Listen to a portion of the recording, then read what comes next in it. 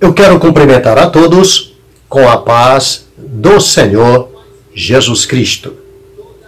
Diletos e amados irmãos, aqueles que têm aquele bom desejo de receber mais da palavra de Deus, estamos aqui para mais uma live, para mais uma partícula da palavra de Deus, onde estamos com este propósito de aprendermos mais do Senhor. Com o propósito desse estudo que nós estamos fazendo, aliás, é mais uma consideração teológica a respeito das 7 taças do Apocalipse. Nós tivemos aí as 7 igrejas da Ásia, tivemos também as 7 trombetas do Apocalipse, tivemos os 7 selos, temos agora as 7 taças da ira de Deus. Falamos anteriormente da segunda taça e agora nós vamos falar, se Deus quiser, a partir desse instante, da terceira taça da ira de Deus, aonde se consuma os flagelos do livro de Apocalipse, aonde se consumam também os juízos de Deus sobre um mundo impenitente. Assim como era no passado Sodoma e Gomorra, assim como era o mundo nos dias de Noé. Tanto que Jesus foi bem claro, será como nos dias de Noé, será como nos dias de Ló. Assim estamos vendo o mundo nesses últimos dias, semelhante aos dias de Ló e aos dias de Noé. Vemos a promiscuidade, o pecado multiplicando-se a cada segundo. As notícias são cada uma mais horripilante, mais horrenda do que a outra. Todos estão aí sabendo dos acontecimentos. Você liga a TV, você percebe quem não está a par da criança de 10 anos que engravidou, e enfim, vocês estão acostumados já a observar esses acontecimentos aí via televisão, via internet. O mundo está transformando-se num macrocentro de demonismo, satanismo e o pecado proliferando. Ainda tem um que resiste, diz a palavra de Deus, até que do meio seja tirado. Esse um é o Espírito Santo que habita no crente, que forma, nesses últimos dias, a igreja. Por isso, precisamos aproveitar o tempo que nos resta para meditarmos na palavra de Deus, comermos, nos alimentarmos mais desse pão vivo que desce do céu, como também divulgar a palavra de Deus, viu? Não se limite apenas a receber, a conhecer, a crer, a comer, mas alimente também aqueles que estão em sua volta, que precisam estar preparados para a vinda do Senhor, pois ele virá como um ladrão, e isso nós precisamos estar muito atentos, viu? Estamos vendo todos o cumprimento das profecias e percebendo que Jesus Cristo está às portas. Queridos, vamos ao que nos interessa agora, que são o nosso estudo, nossa consideração teológica a respeito das 7 taças da ira de Deus que serão derramadas sobre a terra por ocasião da grande tribulação após o arrebatamento da igreja, ok?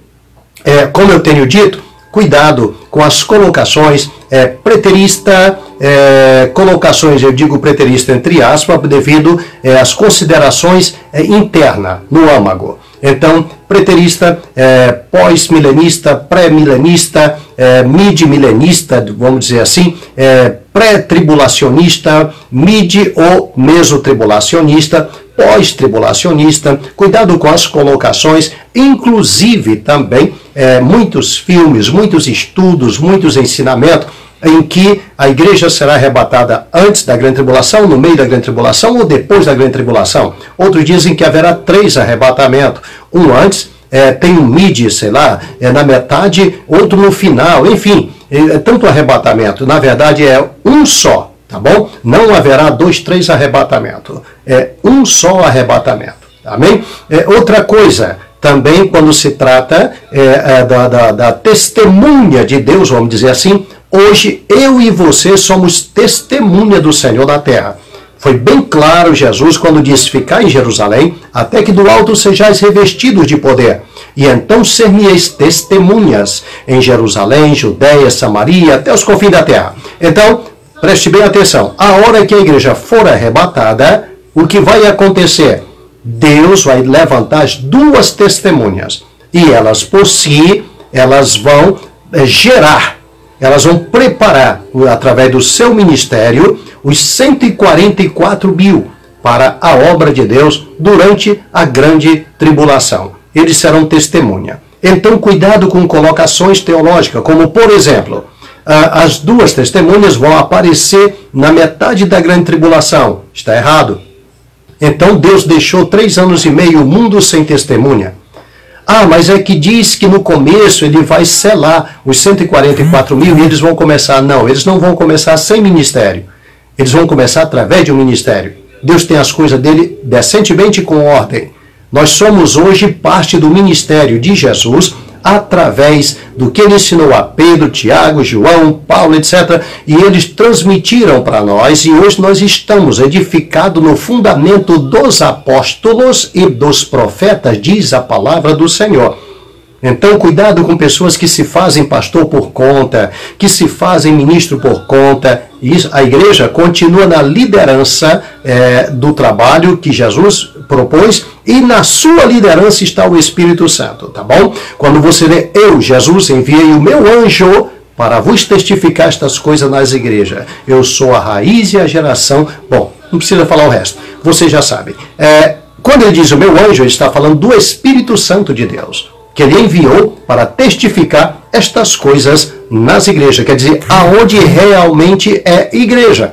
Onde não tem o testemunho do Espírito Santo, ali não é igreja. Então, cuidado aonde você está, como você está, enfim, fique atento.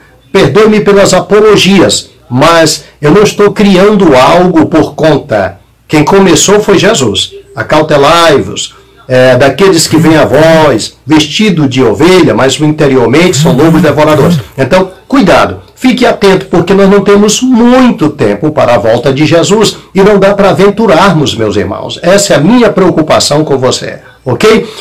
Veja bem que o ministério da igreja, através de Jesus, que é quem dá o dom ministerial, conforme diz Efésios 4:11, conforme diz Paulo em 1 Coríntios, capítulo 12, leia com calma, você vai ver isso aí. Depois ele cita mais um pouquinho no 14. Então ele pôs primeiramente na igreja apóstolo, depois profeta, depois, lembra disso? Então ele é quem institui e destitui. Os 144 mil vão ser apenas selados, não é? Vão ser selados pelos anjos, mas eles não vão ser ministrados pelos anjos. Eu digo no sentido de ministério. Quem vai trazer esse ministério são as duas testemunhas. Elas se levantam logo no início. A igreja é arrebatada, elas levantam a cabeça. Não esqueça que, quando cortaram a cabeça do João Batista, Jesus levantou a dele e disse: arrependei-vos, porque é chegado o reino dos céus. Deus nunca deixa o mundo sem testemunha, ok? Ele continua: ser-me-eis testemunha. Então, quando João Batista dizia: arrependei-vos, arrependei-vos, o povo decapitaram. Aí vem Jesus: arrependei-vos, não é? Mataram Jesus, crucificaram Jesus. Jesus ressuscita, levanta os discípulos e eles abrem a boca. Daqui a pouco Pedro, Tiago, João começam de novo: arrependei-vos, porque é chegado o reino do céu. Que faremos, varão e irmãos? É assim que eles falam. No discurso dia de Pentecostes, ele diz o quê? Vamos se arrepender, pessoal. Esse pecado de vocês é ser batizado em nome do Senhor Jesus, e recebereis o dom do Espírito Santo, que a promessa vos diz respeito a vós, vossos filhos, todos quanto Deus, vosso Pai, chamar. Muito bem. Então, o ministério continua. Após o arrebatamento, imediatamente ele já deixou bem claro que ele deu poder às suas duas testemunhas. Elas vão testemunhar até a metade da grande tribulação. Após a metade, os 144 mil que já estão trabalhando, ministrando junto, continuarão o trabalho que eles receberam das duas testemunhas. E não as duas testemunhas chega depois que os 144 mil já começaram. Isso não existe. tem muitas colocações, vocês vão ver livros, eu tenho visto e lido livros que falam sobre isso e outros mais. Então, cuidado com as colocações teológicas, as posições, as peças do Apocalipse, a sequência escatológica, viu? Outra coisa, cuidado, encha-se do Espírito Santo. Seja cheio do Espírito Santo hoje, tá bom? Você precisa estar cheio, falando em línguas, profetizando, etc. Por quê? Por quê, pastor? Porque se o arrebatamento for hoje, esses dons não terão mais. As duas testemunhas não vão ter esse dom. Nenhum desses 9 dons do Espírito que você conhece, eles não terão. Eles vão trabalhar diferenciado. Eles vão ter um ministério semelhante ao ministério de Moisés, ao ministério de Elias. Pastor, então não terão revelação? Claro que terão, mas não com esses dons espirituais. Dons espirituais é para a igreja, dado através do Espírito Santo. Leia também 1 Coríntios capítulo 12. Então, encha-se agora. Eu costumo dizer que eu vejo Deus dizendo assim, corre pessoal. Eu vejo Jesus como se estivesse pegando uma dispensa, abrindo uma dispensa, dizendo quem quer dom? Quem quer dom de línguas? Quem quer dom de interpretação? Quem quer dom de profecia? Quem quer dom de revelação? E entregando, como se dissesse, falta pouco tempo, aproveitem, use, porque não vai ter mais como usar, nem para quê, nem por quê. Porque só quem pode usar esses dons são a igreja de Jesus, são dados para a igreja. Outra coisa, pastores, evangelistas, profetas, apóstolos, esses dons que estão aí, também nada tem a ver com as duas testemunhas, nem com 144 mil. Foi bem claro, Paulo, eu citei. Deus pôs primeiramente na igreja apóstolo, não haverá mais apóstolo. Entendeu? Quem trouxe o apostolado foi Jesus. Ele é o apóstolo da nossa salvação. Está escrito assim na palavra de Deus, que Jesus é o apóstolo da nossa salvação. Ele trouxe o apostolado. Entenderam? Então não haverá mais. Após o arrebatamento da igreja, não haverá nenhum desses dons, nem ministeriais e nem espirituais. Porque agora é outro tempo. É uma outra época. Aproveite agora. Você, crente que está aí buscando a Deus, seja cheio do Espírito Santo para que você use esses dons para a obra de Deus. Ou seja usado por esses dons, pelo Espírito Santo, para a obra de Deus e possa receber o seu galardão. Porque o galardão vem exatamente daí. Ok? É muito bom frisar esses pequenos detalhes, porque existem pessoas achando que acabando hoje, por exemplo, a igreja sendo arrebatada, amanhã ele pode tomar ceia, amanhã não vai ter mais nada disso, meu amigo. Acabou. Haverá ceia, pastor? Sim, mas não tem nada a ver com a nossa. Serão totalmente diferentes. Mas é com pão e vinho. Tomara que assim o seja. Não tem nenhuma prescrição bíblica para isso. Tomara que o seja, mas não tem o mesmo efeito que o nosso. Não tem nada a ver com o que nós estamos fazendo agora. Amém? É outro ministério, é outra coisa. Esses homens vão soltar fogo pela boca. Esses homens terão um outro ministério, como eu tenho dito constantemente. Você não solta fogo pela boca. O fogo pela boca que eu e você soltamos é espiritual. Queima demônio, queima tudo que tiver espiritual pela frente. As duas testemunhas vão soltar fogo físico, que elimina os seus inimigos. A luta deles é contra a carne e contra o sangue. Viu? Contra a besta. A nossa não. A nossa não é contra a carne nem contra o sangue. Só tem uma coisa. Se você estivesse aqui na grande tribulação, Satanás não poderia usar o anticristo. Porque você ia repreender os demônios. A tua oração expulsaria os demônios que estarão operando no anticristo. Então, lembre-se. Teu ministério é muito além daquilo que você imagina. É que estão brincando com aquilo que chama a igreja. Estão brincando com aquilo que se chama a palavra de Deus. Eu fico indignado, eu fico até atemorizado e aterrorizado quando eu vejo pessoas postando até palavras, colocando palavras como se estivesse pondo na boca de Deus, né? Deus te diz, Deus está te dizendo, é você que está lendo isso aqui agora. Isso aí são brincadeiras. Cuidado. Fiquem atentos, a palavra de Deus é pura, nada acrescente a ela. Leia Provérbios, capítulo 30, versículos 5 e 6, enfim, leia a palavra, amém? Busque ao Senhor. Estamos vivendo o tempo em que ele falou, que disse Joel, e há de ser que todo aquele que invocar o nome do Senhor será salvo. Esse é o tempo que você clama e ele ouve. Esse é o tempo da graça, que foi dado aos gentios, a mim e a você. Esse é o tempo aceitável do Senhor. É o dia aceitável, o tempo da salvação que Ele está nos dando pela graça. Então aproveite o máximo que você puder, porque logo essa porta vai fechar. Não haverá oportunidade como estão pensando que haverá. Amém? Isso não vai ficar eternamente. Os sinais estão se cumprindo. Hoje, justo hoje, quando você está assistindo essa live, o Brasil está completando 111 mil mortes por coronavírus. Isso aqui é o que Jesus disse. Haverá peste, fome, peste e terremoto em vários lugares. Pastor, mas o que é isso? Será que foi tudo coronavírus? O que interessa? O importante é que morreram. Não importa se morreu de outras coisas e disseram que era coronavírus. Não interessa para nós agora. O interessante é que morreram. E esse é um número de pessoas mortas acima dos que morreram na explosão da primeira bomba, tá? Bomba atômica em Hiroshima, que neste mês agora completou exatamente 70, olha só, 70 e quantos anos, você lembra ainda? Pois é, 70 e tantos anos de uma explosão que houve, uma bombinha desse tamanho, que matou uma quantidade de gente num segundo. Agora, em 5 meses apenas de pandemia, nós já estamos com essa quantidade de mortos. E isso só o Brasil, tá bom? Quando morreu essa quantidade, 100 mil pessoas morreram em Hiroshima. Quando morreram, isso aterrorizou o mundo. Agora morre em quantidade e as pessoas nem percebem o que está acontecendo. Só no Brasil, tá bom? Fora os Estados Unidos, fora os demais que estão aí também, cada um com sua quantidade de mortos, e países que estão aumentando agora, está começando a aumentar agora, como a Argentina, nossa vizinha, e enfim.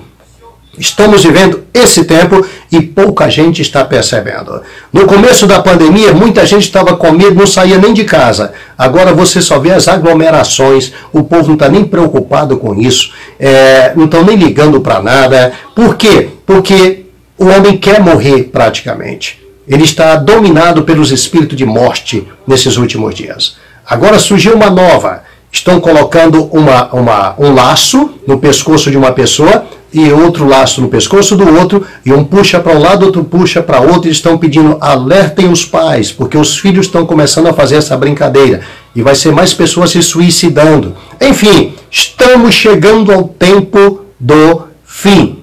Você vê coisas horrendas para todos os lados, e em larga escala. Pastor, isso tinha no passado? Tinha, mas era 1 em 1000. Hoje nós temos 999 em 1000, tá bom? Sobra um contrário.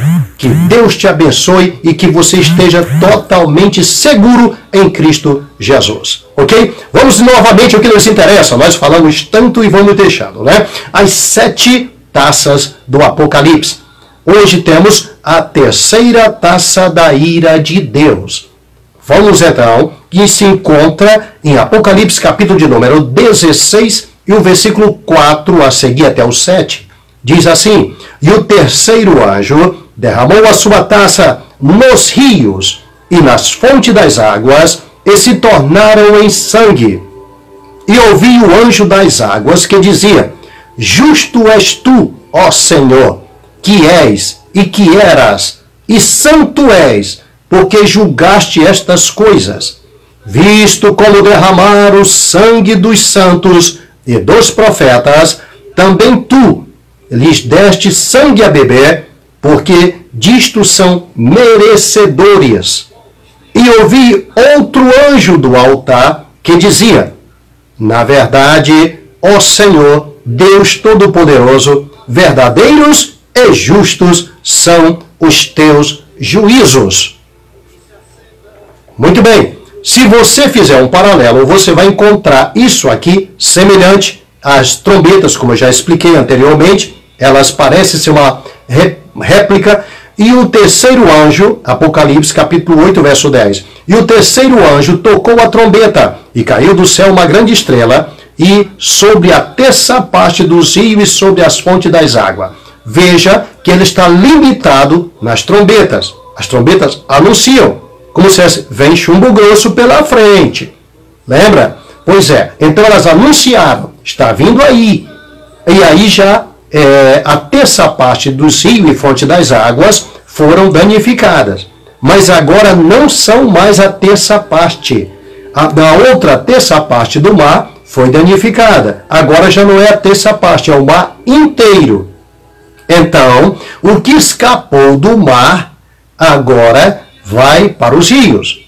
E o que está nos rios, vai morrer agora de uma vez por todas. Muito bem, então lá vai.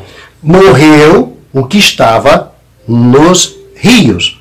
Ele atingiu, a praga agora atinge o rio e as fontes das águas. Não tem mais água para beber, não tem mais os peixes de água doce, porque o de água salgada já havia se ido na segunda taça. E agora os de água doce também vão desaparecer. Imagine também a podridão que vai surgir. Já não bastava o mau cheiro marinho do mar, agora vem o mau cheiro dos rios. Vamos dizer assim, do rio Amazonas, do rio Nilo, dos rios, todos os rios. Viu? Não é apenas um rio, são todos os rios. Aqui são os mares. Quando fala o mar, está chegando na generalização. Assim também. Então veja que ele diz, nos rios e nas fontes das águas, quer dizer, da onde surgir a água potável para beber, serão danificadas. Essa praga tem também o seu paralelo do outro lado que você acabou de ver. E esta nós vemos como se fosse a lei da compensação. Lembre-se que a Bíblia diz, Deus não se deixa escarnecer. Tudo que o homem semear, isto também ceifará. Agora você vê que o anjo das águas, outra coisa tremenda. Aqui tem o anjo do altar, aqui tem o anjo das águas, aqui tem o anjo do fogo, aqui tem, olha, é um anjo para cada coisa. Lembra do anjo que tinha poder sobre os ventos? Que foi dito, não deixa soprar vento nenhum. Agora vem o anjo das águas. É tremendo o colocar de Deus. Ele faz tudo decentemente e com ordem. Esses anjos que estão ministrando no altar são anjos do altar. Eu não sei se você já leu o livro de Daniel, quando Nabucodonosor tem um sonho e diz assim, derruba a árvore e seja agora cortado o seu caule e deixe só o tronco, que ele será molhado pelo orvalho do céu por 7 anos. Aí diz, olha, joga fora tudo que tiver aninhado nos galhos. E assim sucedeu. Então diz, e isto é por decreto dos vigiadores. O que é isso? Decreto dos anjos? Tem anjos cuidando da minha vida e da tua vida. A Bíblia nos diz que os anjos são espíritos ministradores que ministram em prol daqueles que hão de herdar a salvação. Então tem anjos ministrando aí na tua casa agora. Tem anjos ministrando no teu trabalho. Tu estás chegando em casa com saúde, num tempo como esse, onde tem muita gente morrendo, 1000 cairão ao teu lado, 10.000 à tua direita. Quantas pessoas chegam contaminadas, até pegam na tua mão. E se cumpre o que diz, pegarão nas serpentes se beberem alguma coisa mortífera, lembra? E nada acontece com você. E ele está cuidando da tua família e de ti. Tem anjos ministrando, desviando os flagelos desses dias, desviando o mal contra a tua vida. Eles estão cuidando, ministrando em prol de ti, que há de herdar a salvação. E como se não bastasse, agora tem os anjos ministradores em cima, que trabalham, por exemplo, lá no altar. Ele diz aqui, e vi o outro anjo do altar. Isso é muito profundo.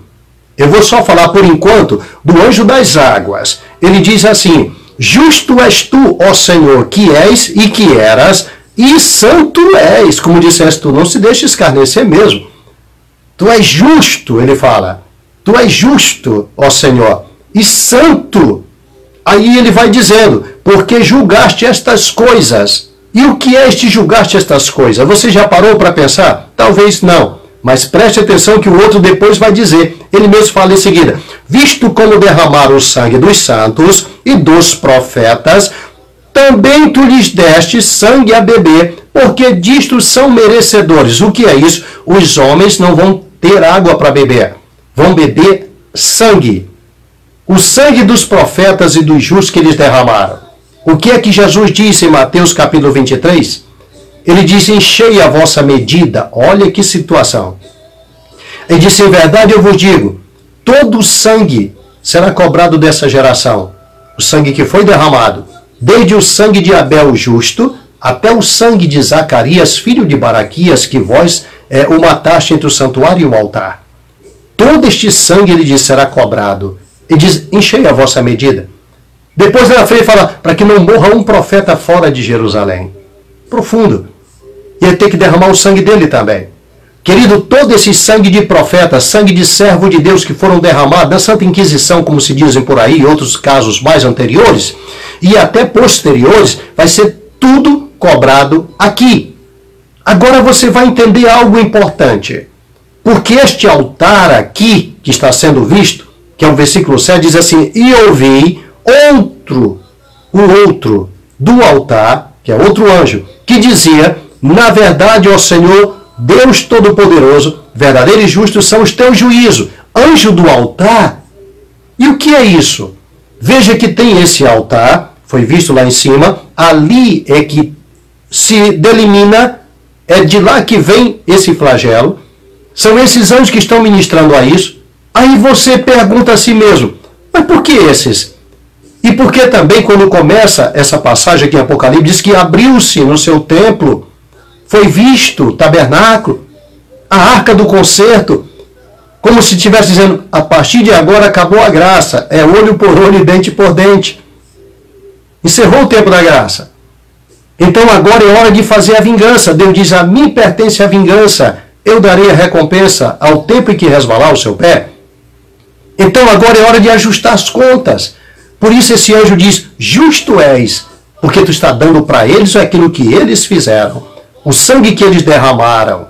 Por isso, se alguém te bater na face direita, dá outra. Todo homem que derramar o sangue do homem, diz a Bíblia, pela mão do homem será derramado o seu. Fica tranquilo e cuidado, não vai derramar sangue de ninguém. Aqui nós encontramos isso aí. E outra coisa importante que nos chama muito a atenção, esse altar, com certeza, é o mesmo altar que é dito em Apocalipse, capítulo de número 6. Você lembra disso? Nós falamos disso aqui já, na abertura dos selos. Esse altar aqui, lembre-se que essas almas que foram mortas, lembra? Foram para debaixo do altar. Aleluia!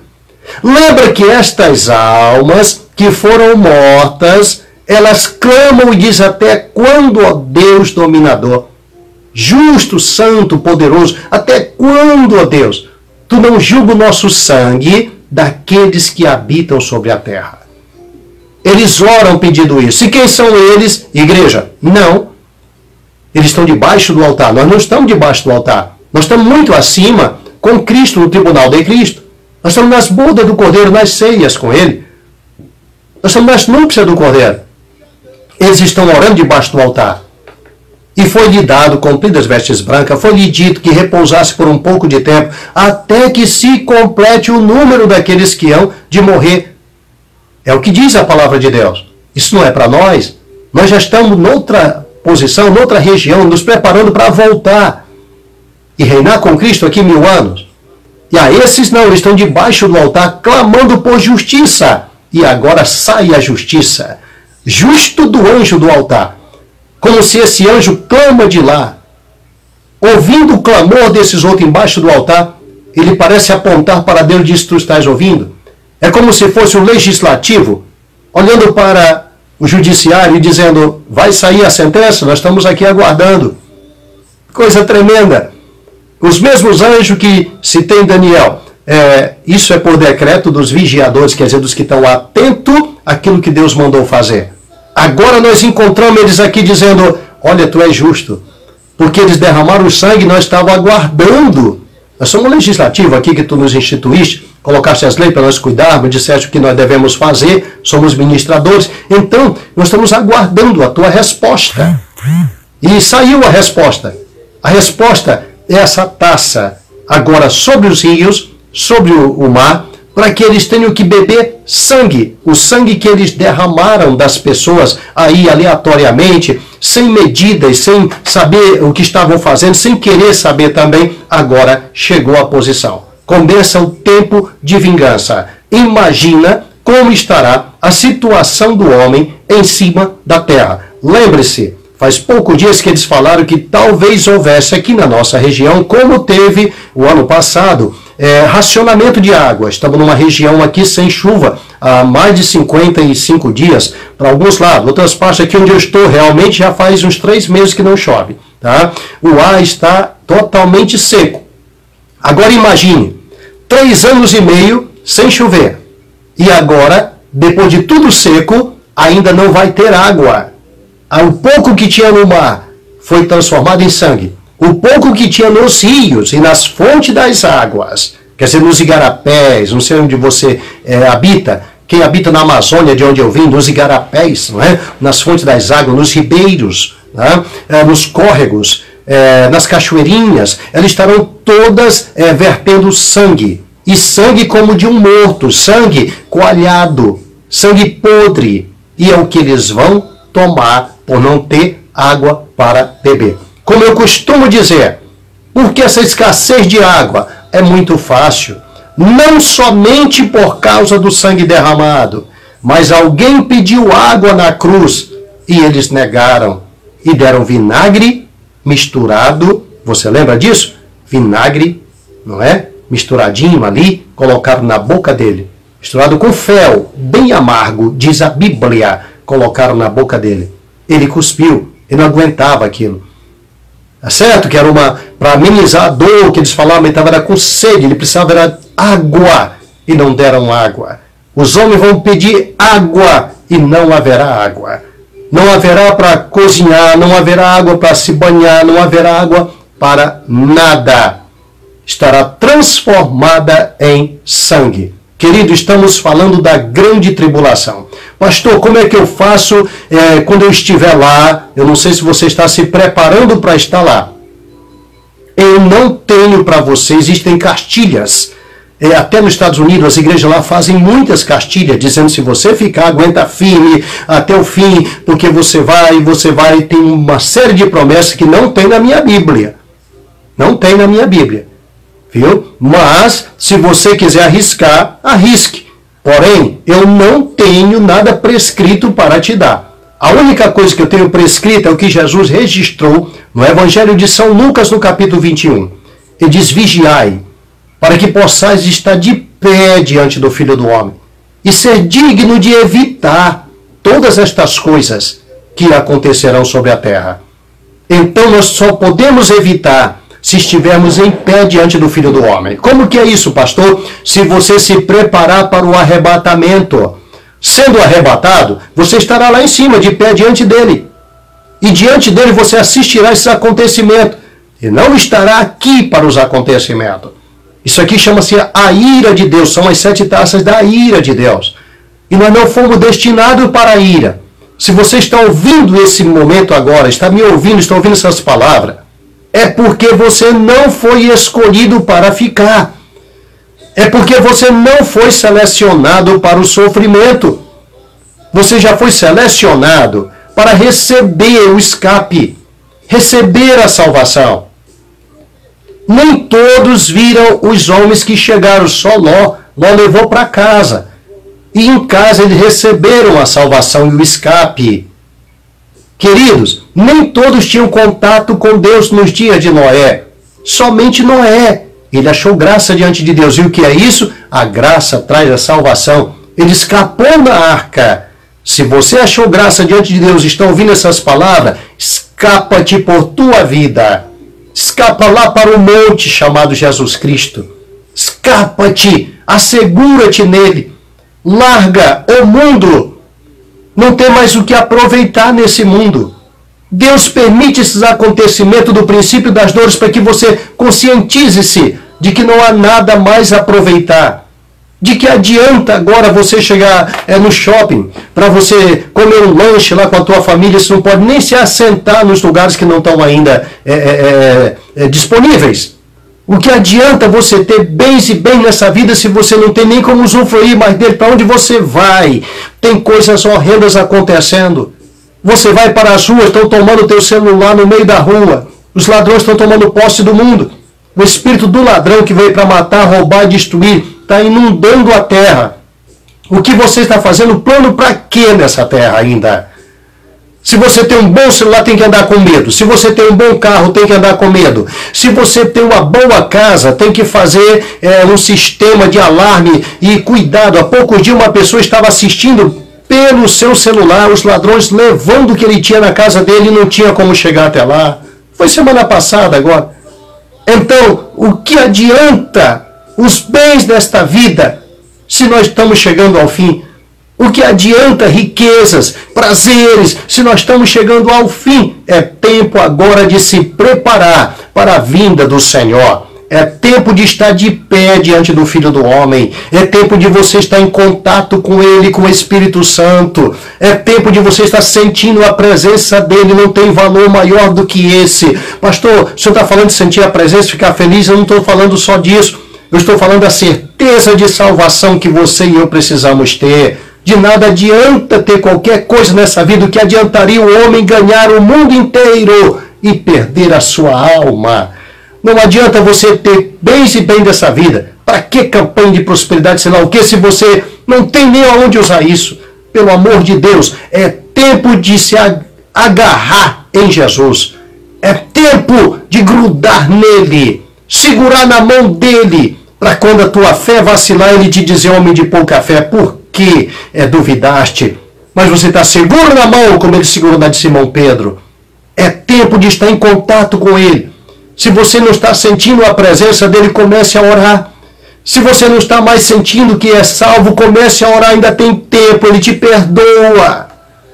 Se você cometeu algum pecado que está te prejudicando a tua mente, te acusando, pede perdão hoje, aqui nessa live, eu vou orar no final. Pede perdão a ele, ele te perdoa, o sangue de Jesus purifica de todo o pecado. Ainda é o tempo da graça. Ainda tem jeito, ainda resta uma esperança. Oh, aleluia! Ainda tem condição de salvação. Ainda dá tempo, porque a trombeta última ainda não soou.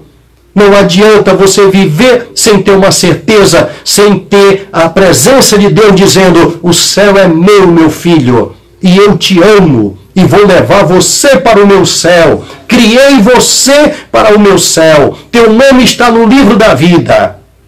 Isso é alegria. Você lembra muito bem que os discípulos voltaram felizes porque os demônios se submetiam a eles. E Jesus disse, não vos alegreis porque os demônios se vos submetem. Antes alegrai-vos, pelo vosso nome está escrito no céu. A nossa verdadeira alegria é saber, certeza de que o nome está ali. Certeza de que se Jesus vier agora, você sobe.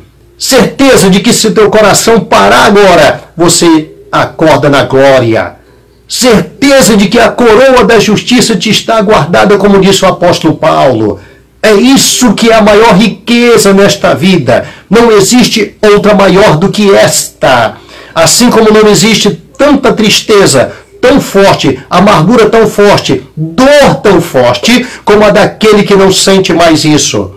A carta aos Hebreus diz que só resta a eles agora a expectativa do fogo, do ardor do fogo, que há de devorar os adversários. Porque ele já sabe que não entra no céu. Não entrando no céu, se ele escapar dessas angústias que estão começando agora, que é o princípio das dores, se ele conseguir escapar do coronavírus, escapar de outras que estão vindo pela frente, mais forte ainda, até o começo da grande tribulação, ele se escapar ainda da grande tribulação, ao término ele morre e não tem mais para onde ir. Queridos, havia um hino antigo que dizia assim, logo que eu me converti: sempre fugindo da morte, mas um dia morrerás, e não podes entrar no céu. Então entenda isso. Não adianta você ficar fugindo da morte, porque uma hora ela vai te alcançar. Mas se você se agarrar em Jesus, que é a vida, a morte não pode tragar aquele que é a fonte da vida, aquele que já venceu a própria morte. Se você entrar para dentro de Jesus ainda hoje, você venceu a morte. Ela não tem poder sobre você. Aquele que tem meus mandamentos e os guarda, ele disse, esse é o que me ama. Aquele que guarda os meus mandamentos e crê no que me enviou, disse Jesus, nunca verá a morte. Essa é a nossa segurança, essa é a nossa eterna salvação, essa é a alegria da vida eterna. Esta alegria é diferente. Esta alegria não é porque você ganhou na loteria, esta alegria não é porque você tem uma vida abastada, essa alegria não é porque você tem uma família maravilhosa, tem um casal maravilhoso. Esta alegria é porque você é filho de Deus, teu nome está no livro da vida, o resto, meu filho, está no pacote da salvação. Será salvo tu e a tua casa. Ele vai cuidar do restante, porque você é filho de Deus. Amém? Deus te abençoe em nome de Jesus.